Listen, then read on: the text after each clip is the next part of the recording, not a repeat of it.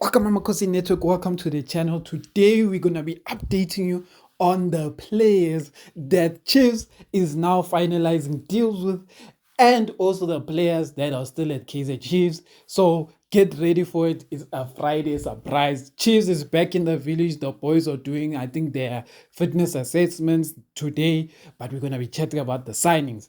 And it's some good positive news for those who like these specific players. But yeah, let's chat about it. But before we get into that, please like, comment, and subscribe. So let's start with the player you guys, most of you clicked this video for, and that's Sipho Mbule. So I'm seeing on Unplayable, they mentioned that Sipho Mbule is now officially a consideration for Chiefs management. It is now basically the communication that we all already know is that his manager has already, or his agent, he's a free agent. Let's start there. He's a free agent, and he has already been offered to Kaizer Chiefs.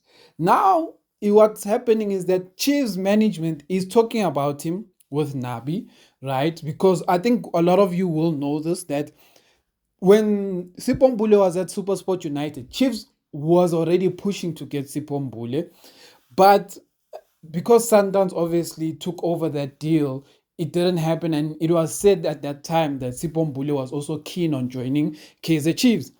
So what I'm highlighting is that it means management has always wanted this player, but the unfortunate thing is that the Chiefs and the management, the management and SuperSport couldn't close that deal. So why I'm bringing that up specifically is we already know that our management, Kaizer, Bobby, etc., they want the player. They like the player. But the rumors that are coming out is that Nabi is not sure of the player because Nabi has a problem with players that lack discipline. And a lot of you will be like, Nabi's crazy. What is wrong with Nabi? But I want you guys to understand, Nabi already has had difficulty dealing with Serino and has difficulty dealing with Njabulo Blom.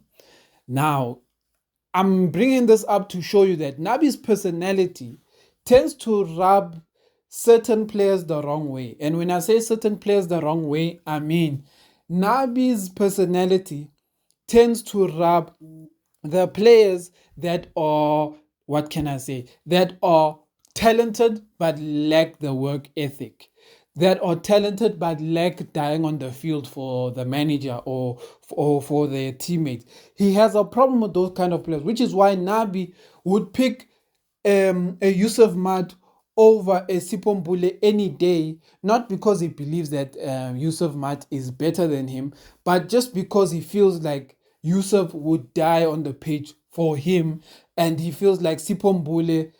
Or I'm not saying he thinks this. I'm just giving you a characteristic of what Nabi, the player that Nabi wants.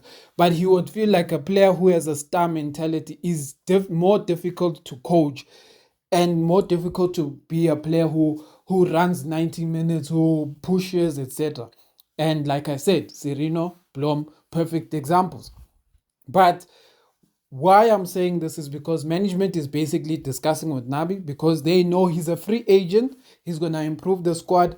And obviously, I don't know what they're going to put in his contract to make sure that he stays disciplined. But it's now, I think, in Nabi's, it's Nabi's, let's say, job to decide whether he wants this guy. I don't think it's a management thing because our management has always wanted the boy.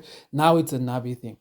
But yeah, you guys let me know what you think about that one. Me personally, I've always liked Sipho Mbule. I've liked him ever since he was even playing for the under 17 when I saw him with Abotebo Khomokwena. I think it was a World Cup. I can't remember it was a under 17 or under 20 World Cup. I remember watching them there. Sipho Mbule wasn't even a starter. I remember in that team, it was more Thabo Cele and Tebogo Mokoena. Sipho Mbule was a substitute, but every time he came on, he changed the game. He made us look, and I was like, who is this boy? And yeah, I started following him from that age. And what the thing about Sipho Mbule, and I think a lot of fans have repeatedly said this, is that no one has ever questioned his talent. If you say talent, then he's in the top, probably in the top 5 midfielders in our league. If we say talent, just basing it on talent. But The moment you put in things like discipline, hunger, all of those things, then he drops to maybe top 30, top 20. Like the things that are off the field make him not be of value. For example, I'll make a key example of a player that all of us love to watch, but his off the field things just messed up his career, and that's Mabusana Zongo, one of the most fantastic gifted bowlers you'll ever see in life. If you have not seen his highlights, go on YouTube and search Zongo's highlights. One of the best talents that have come out of South Africa. But because he lacked discipline, we don't know what could have happened to his career. That guy was destined for overseas. He was destined to be a Bafana player. He was destined for so much. But now, yeah. Anyway, another player that someone would even bring up is probably Pagamani Mahlambi. But yeah, the next player that I want to chat about is Ime Okon. Also being reported by journalists, I think it was also unplayable if I'm not mistaken, or it is Times, one of those guys. Oh, it's actually not either of those guys, but it's someone very reputable who's on Twitter, and he said Chiefs has basically finalized is in advanced conversation with Ime Okon, and they've agreed basically in terms of whatever the agreements, I'm guessing with SuperSport in terms of the transfer fee. I'm sure in terms of the his salary, everything has been agreed. Now it's just about finalizing. So that deal seems like it's about done. The guy is 21 years old. He's a solid defender, and he's also wanted by European teams. So it shows you what kind of quality is.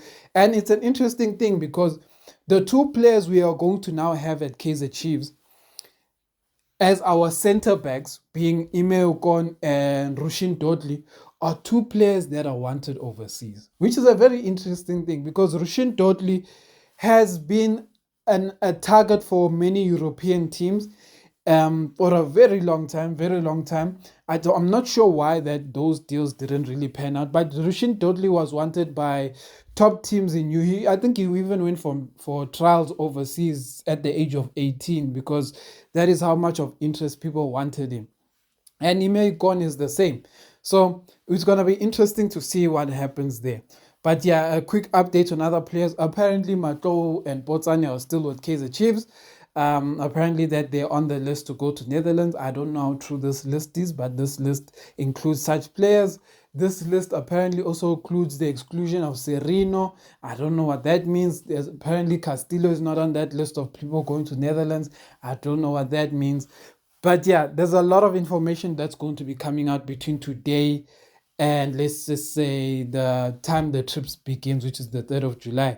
So between now and the 3rd of July, I think we're going to get a lot of information. But most likely, a lot of the Chiefs announcements are going to start happening from the 1st of July around there. Around the 1st of July, we're going to get a lot of announcements of the new players. The two new players we already know about so far is Micheli, not me, what's that guy? Mabuza. Not Mabuza. Monyani and Marco are the two ones we know for sure. Mabuza's one, the right back. Apparently, they loved what they saw in terms of him playing as right back. It's just that they have to release a right back because they've signed Monyani. That means that someone like Solomons is going to have to go, unfortunately for him. And yeah, that's what's going to happen. But anyway, tell me what you guys think about these signings, these deals, these movements. We still don't have a striker. I don't know what's happening with the striking position. I don't even know what's happening with the goalkeeping position. There's very important positions there, Chiefs, that we still haven't heard enough about. But anyway, Amakhosi.